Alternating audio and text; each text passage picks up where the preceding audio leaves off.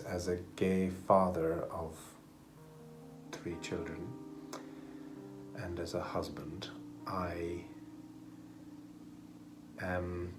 may still have shadows that allow myself to be hidden. So maybe I don't always correct when someone infers that I have a wife, because sometimes it's easier just to not bother. It also at one level doesn't matter, and at another level it matters hugely. And to be seen as a father is one thing, to be seen as a gay father is another, to be seen as an adopted father is yet another. There are probably layers and layers and layers that I'm not fully there with in terms of allowing myself to naturally be seen. That's not to say that I hide it, far from it. I don't consciously in any way cover up, camouflage or hide anything of my circumstances or life in that way. But I'm just saying it out loud to say that I think there could be something that I'm reticent around having seen. In an age of inclusivity and diversity being top of mind and very much the discourse of the day, have I become too silent? And if I think of an activist gay community conversation of, say, 20 years ago, they would accuse me of heteronormative lifestyle. You know, in the suburbs, in the countryside, at the school gate, with the other parents. and you know, what's gay about that? Well, maybe they have a point. There's nothing very gay about it at all. But what does it mean to be... And that's all, of course, thrown up in the air. But I think there's an important invitation in your question to say there is something to be held lightly, but at the same time to be visible and open.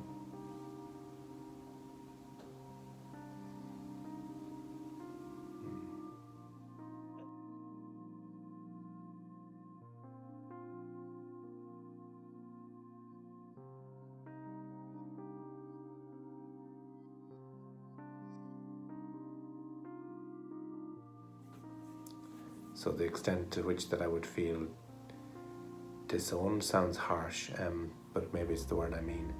Disowned by the gay community. I have also disowned the gay community. so it's tricky. I think the bigger stretch in finding a place to locate the heteronormative gay family in the gay community is a huge challenge to the gay community. And in fact, talking about being seen in the world or not being seen in the world, I have consciously shied away from that interaction.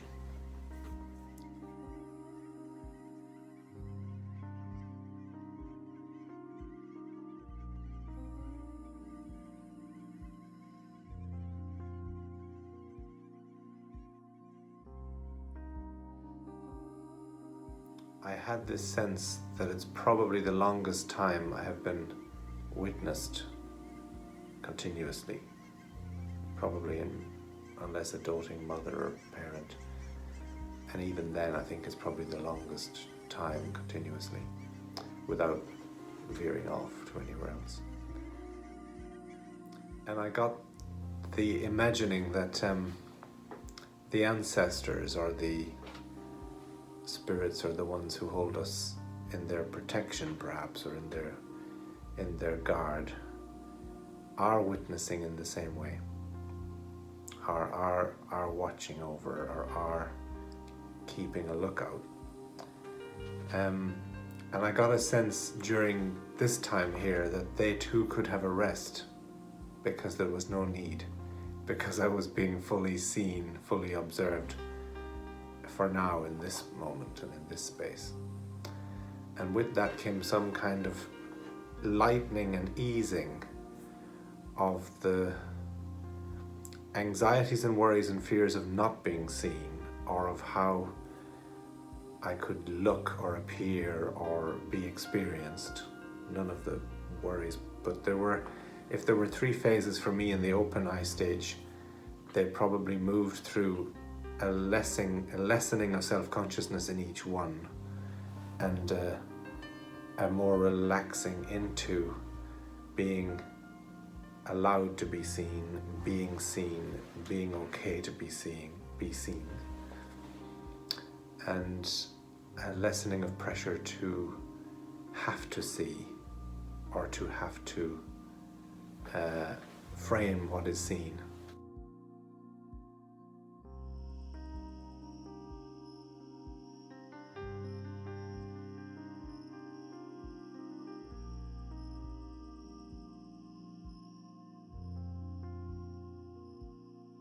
And I think all of that is after the crazy, busy internal churn and mental craziness and monkey mind or whatever has already eased, has already passed.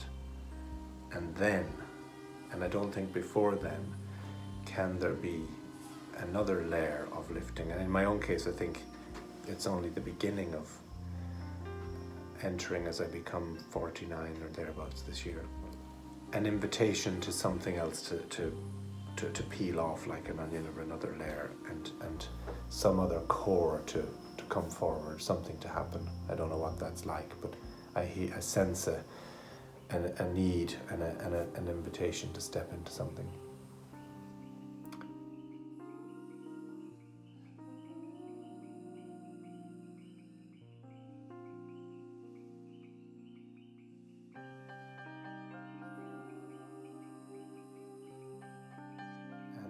The Irish ancestors and the Irish history and the Irish legacy, I think, has another layer of hiddenness.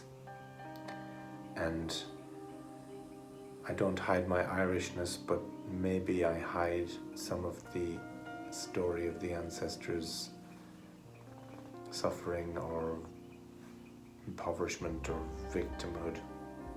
I don't mean victimhood as in done to themselves, but how can these aspects of my history be seen in a modern, cosmopolitan, urban world?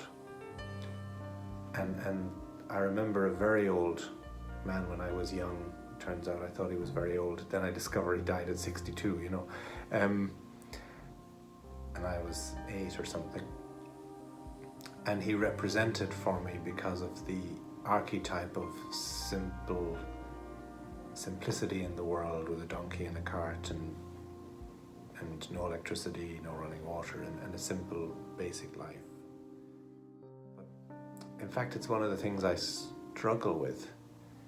I believe a lot of this stuff that's early biographical, community-based, heritage, collective stuff will be lost and gone forever in another decade, or certainly in another 2 decades.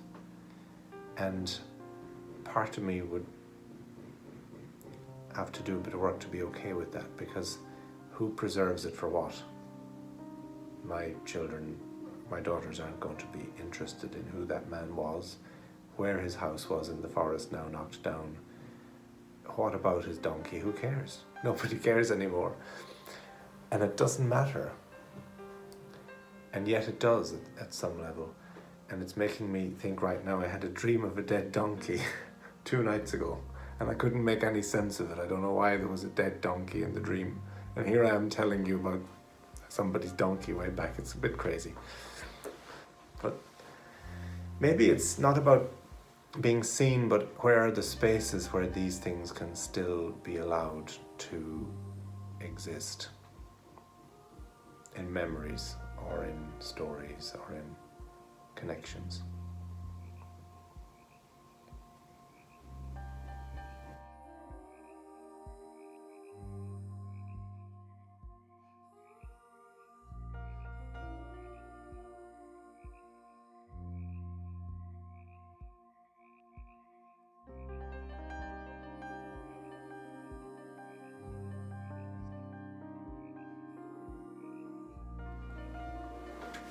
it kind of emerged recently around a layer of wondering about grief and intergenerational grief and colours of grief and tones of grief and unconscious grief and collective grief and all kinds of things, and something of that came in then. There were a number of deceased priests who have been hugely significant in my life and whose death in the past 2 years, my 2 school principals for example, had a disproportional sense of loss relative to my, well, maybe I shouldn't even judge that, how disproportional it was, but let's say huge sense of loss with the passing of these 2, former parish priest, former school principal, and yeah, both my principal and my parish priest. I don't know what I'm trying to say about these people, other than I think there's a part of me in a secular society where, if I think of Irish society in particular now, where there's a baby in bathwater flushing out of all clerical, monastic,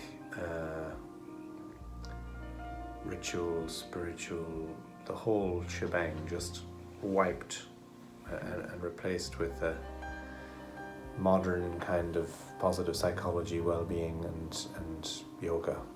And I say that scornfully, I don't mean it to be. I respect all of those things, but and I understand why. I understand that the tainted, muddied, very, very sullied reputation and character of institutional church and state warrants a purging.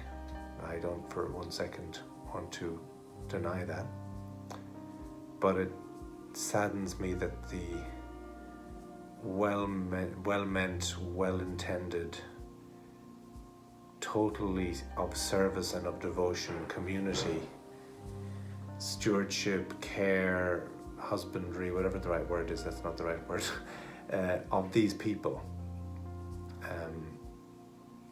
is banished and wiped out along with it. Yeah. And there's a line from Tommaso Croghan, one of the last islanders on the Blasket Islands off the coast of Kerry in Ireland, written I think in the 50s maybe, and I don't know if he ends his book or closes his book with "their likes will never be seen again." And it's quite loaded. It was actually quite true for islanders and Blasket Island life of the time. The island was evacuated in the 60s, I think, for good. But it's the same line that comes to me for these priests that I think of. You know, even today's modern priests are a different variety, a different vocation, for better or worse.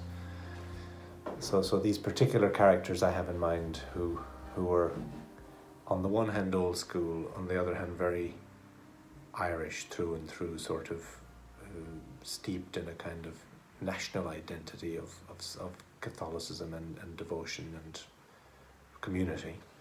Yeah, their likes will never be seen again, I think.